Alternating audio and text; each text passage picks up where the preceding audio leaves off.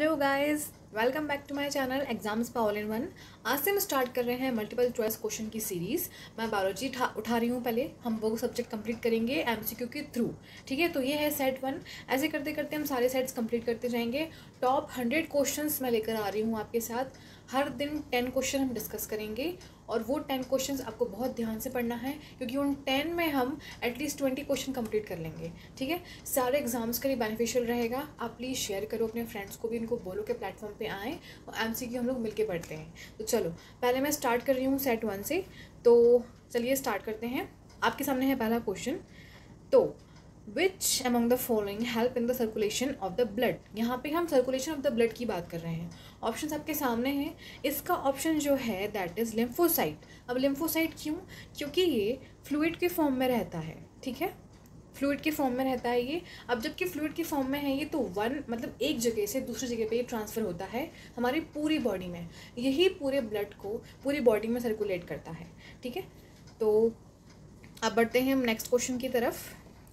Glaucoma is a disease of the. आप जानते हो ये डिसीज़ से बहुत वाकिफ़ हो गए आप लोग। इसका ऑप्शन है इट्स डी, आइज़। आप ये जो देख रहे हो ऑप्टिक नर्व, ये जो यहाँ पर होती है इधर, ये अगर फट गई या इसमें कोई डैमेज हो गया तो बहुत ही मुश्किल है कि रिकवर हो पाए। फटती कैसे है? जब इस पर प्रेशर पड़ेगा, प्रेशर, तभी डैमेज हो जाएगी। ठीक है, डैमेज होने के बाद आपका विज़न लॉस हो सकता है, पॉसिबिलिटीज़ पूरी रहती है और फिर दोबारा ठीक नहीं हो सकता। अब कुछ भी कर लो। और हाँ, एक वर्ड मुझे याद आ रहा है, ज़ीरोफिथैल्मिया। ये क्या है? आप प्लीज़ कमेंट सेक्शन में लिख के मुझे बताओ। ठीक है, अब बढ़ते हैं हम नेक्स्ट क्वेश्चन की तरफ। ये है नेक्स्ट क्वेश्चन।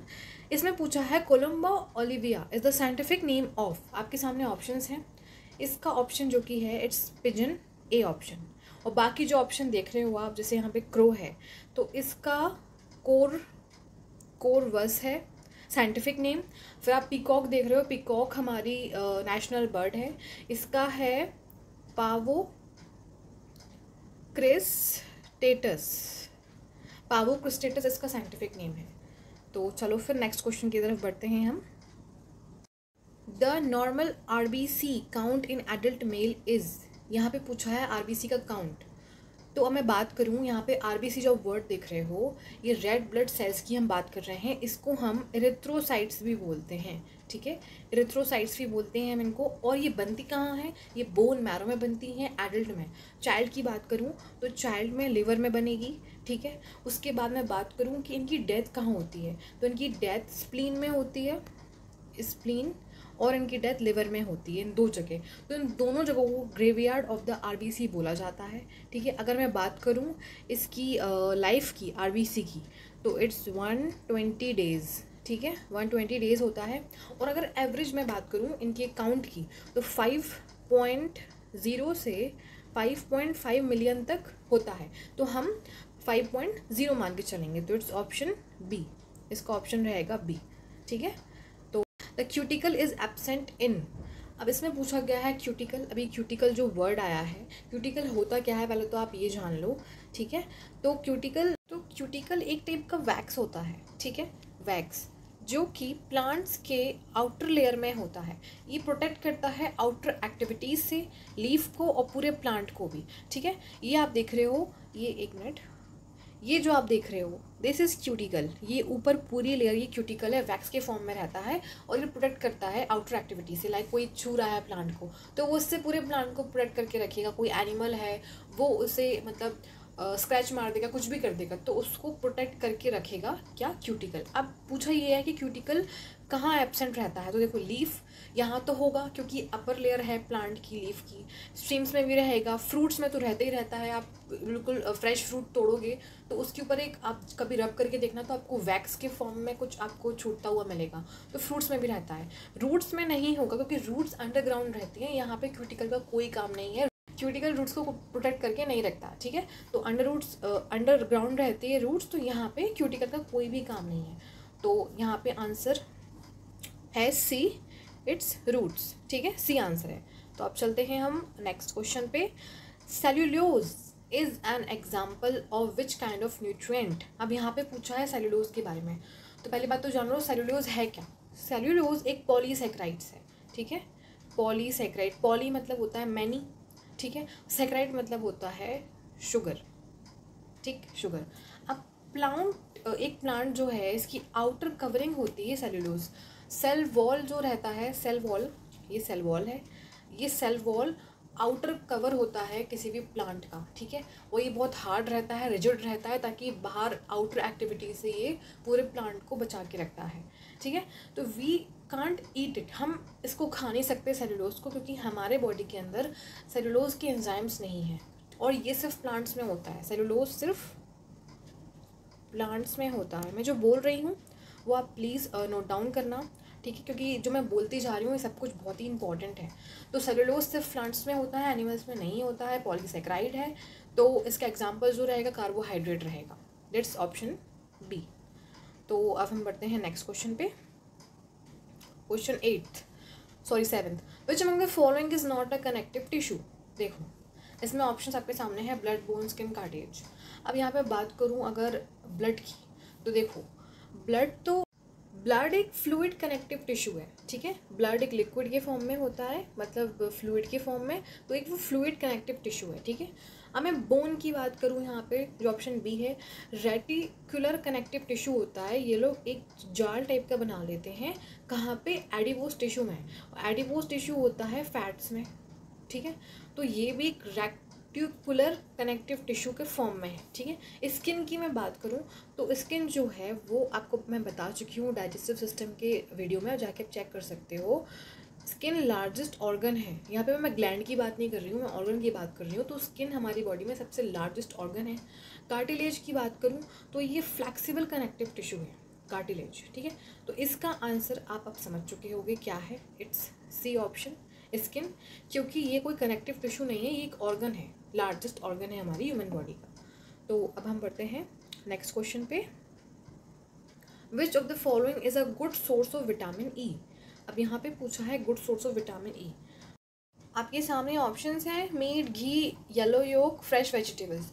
तो पहली बात तो जो विटामिन ई होता है उसके बारे में थोड़ा आप जान लो, ये एक ब्यूटी विटामिन है, ठीक है, ब्यूटी विटामिन, और ऊपर से ये एक एंटी स्टेरलाइल विटामिन, मतलब एंटी स्टेरलाइल भी आप इसे बोल सकते हो इस विटामिन ई को, क्योंकि अगर आपको ऑफस्प्रिंग्स चाहिए हैं, मतलब आपके जो बेबीज़ होते हैं, ठीक है, तो अगर आप वो कैपेबिलिटी आप नहीं है, आप में आपके ऑफस्प्रिंग्स नहीं हो पा रहे हैं, तो मतलब आपको विटामिन ई की कमी है, ठीक है। तो कुछ लोग इसकी कमी को कैप्सूल के थ्रू, टैबलेट्स के थ्रू फुलफिल करते हैं, ठीक है, तो इसलिए इसको ब्यूटी विटामिन और एंटी स्टेरलाइल विटामिन बोला जाता है। इसका साइंटिफिक नेम जान लो आप, इट्स टोकोफेरॉल।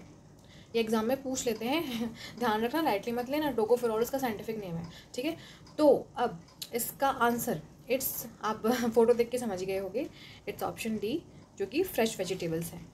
तो चलो अब नेक्स्ट क्वेश्चन की तरफ बढ़ते हैं। Ficus benghalensis is the scientific name of, ये जो टर्म है एक साइंटिफिक नेम है, पूछा गया है इनमें से किसका साइंटिफिक नेम है। तो इट्स ऑप्शन ए बैनियान, आप पिक्चर देख के समझ गए हो, ये बैनियान ट्री है, ठीक है। और इसमें जो बबूल दिया है ना, इसका साइंटिफिक नेम होता है वचिलिया निलोटिका। मैं ये लिख दे रही, अगर आप यही याद रखोगे वचिलिया, तो ये सफिशिएंट है, इस वर्ड को बस ध्यान में रखना कि वचिलिया निलोटिका ये साइंटिफिक नेम है बबूल का। के बाद अगर मैं तुलसी की बात करूँ, तुलसी एक आपका मेडिसिन हर्ब की तरह आप इसे यूज़ कर सकते हो। लाइक आपको कोल्ड कफ हो रहा है तो आप तुलसी की लीफ खा लोगे ना, तो आपको बहुत जल्दी रिलैक्सेशन मिल जाएगा। कोई रेस्पिरेटरी कुछ डिसऑर्डर्स रहते हैं जो तुलसी उसे काफ़ी अच्छे तरीके से ठीक कर देती है, ओवरकम कर देती है। इवन डॉक्टर्स ही प्रिस्क्राइब करते हैं तुलसी, ठीक है, वो cold and cough and all. तो अब तुलसी, इसका साइंटिफिक जो नेम है वो ऑसीमम टैनुफ्लोरम, ऑसीमम टैनुफ्लोरम, ये इसका साइंटिफिक नेम है। तो ऑसीमम भी याद रखोगे तो चलेगा, ठीक है। तो अब हम बढ़ते हैं नेक्स्ट क्वेश्चन की तरफ, जो हमारा आज का लास्ट क्वेश्चन है। In mammals an important role of excretion की बात कर रही हूँ, इज प्लेड बाय मैमल्स, यानी हम लोग, ठीक है। तो हम लोगों में जो इम्पॉर्टेंट रोल, कौन सा ऐसा पार्ट है हमारी ह्यूमन बॉडी का, कौन सा ऐसा पार्ट इम्पॉर्टेंट है जो एक्सक्रेशन में इम्पॉर्टेंट रोल प्ले कर रहा है, तो इट्स किडनी, ठीक है। मैं आपको पढ़ा चुकी हूँ एक्सक्रीटरी सिस्टम, आप जाके चेक कर सकते हो, मैंने आपको पूरा पढ़ाया है। वैसे तो बहुत से हैं, देखो स्किन भी होता है एक्सक्रीटरी, लिवर भी होता है, ठीक है, और किडनी तो है ही है ना, और लंग्स भी होते हैं। तो ये सारे हैं, क्योंकि लंग्स से जो गैसेस हैं लाइक CO2 वगैरह वो हम बाहर को रिलीज़ कर देते हैं। तो ये सारे हैं। तो इसमें जो ऑप्शन आपका बनेगा इट्स बी, जो कि किडनी है। ठीक है, तो पहली बात तो जान लो, किडनी मेनली ब्लड प्लाज्मा को प्यूरिफाई करती है। ठीक है, मेनली मैं बात करूँ किडनी की तो ब्लड प्लाज्मा को प्यूरिफाई करेगी। और किडनी की स्ट्रक्चरल एंड फंक्शनल यूनिट जो है वो नेफ्रॉन होती है, नेफ्रॉन, ये मैं आपको बता चुकी हूँ पहले भी।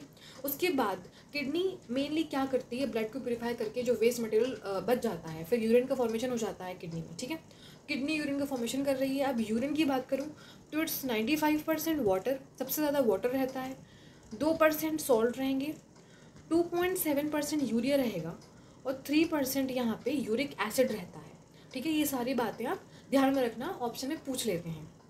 और यूरिन को लिवर भी फॉर्म करता है। ठीक है, ये भी ध्यान में रखो आप। ठीक है, अब यहाँ पे आप जो बाकी के ऑप्शन देख रहे हो, जैसे लार्ज इंटेस्टाइन है, मैंने आपको बताया था डाइजेस्टिव सिस्टम में कि लार्ज इंटेस्टाइन सबसे ज़्यादा वाटर का एब्जॉर्बेंट करता है। जितना भी पानी रहता है जो हम ड्रिंक करते हैं, ठीक है, तो वो सारा एब्जॉर्बेंट लार्ज इंटेस्टाइन में होता है। वाटर का काम है यहाँ पे सिर्फ। ठीक है, और यहाँ पे ई कोलाई रहता है, हम इसको रहने की जगह देते हैं। और ये हमें विटामिन विटामिन के, ठीक है, विटामिन के और B कॉम्प्लेक्स विटामिन हम लोग को देता है ये, और हम लोग उसको रहने की प्लेस दे रहे हैं। ठीक है, अब यहाँ पे लंग्स हैं, लंग्स रेस्पिरेशन में काम कर रहे हैं। और लंग्स की जो आउटर लेयर होती है वो प्लूरल मेम्ब्रेन कहलाती है, प्लूरल मेम्ब्रेन। ठीक है, अब यहाँ पे लिवर भी है, तो लिवर लार्जेस्ट ग्लैंड है। ठीक है, लार्जेस्ट ग्लैंड है हमारी ह्यूमन बॉडी का। मैक्सिमम रीजनरेशन पावर है लिवर में। सबसे कम मैंने बताया था ऑप्टिकल फाइबर जो कि आँख में होता है वो रीजनरेट नहीं हो पाता, विजन लॉस हो जाता है, लेकिन लिवर सबसे ज़्यादा रीजनरेशन पावर है इसमें। ये इट्स ग्लाइकोजन को स्टोर करके रखता है कौन, लिवर, और यूरिया का फॉर्मेशन होता है। तो ये हमारा पूरा आज का वीडियो था। ठीक है, होप आपको पसंद आया होगा, है ना। तो आप जितना हो सके सब्सक्राइब करो, लाइक करो, शेयर करो। एंड मैं डेली 10 करके ऐसे क्वेश्चंस लेकर आऊँगी, और ये सारे बहुत ही इंपॉर्टेंट हैं, कहीं ना कहीं पूछे गए हैं। आप प्रीवियस सारे क्वेश्चन चेक कर सकते हो, तो कुछ ना कुछ कहीं ना कहीं पूछा गया है। और जो मैं बोल रही हूँ उसको आप प्लीज़ नोट डाउन करना, क्योंकि वो बहुत ही इंपॉर्टेंट है। तो तब तक के लिए thank you for watching. Good night, take care, bye bye.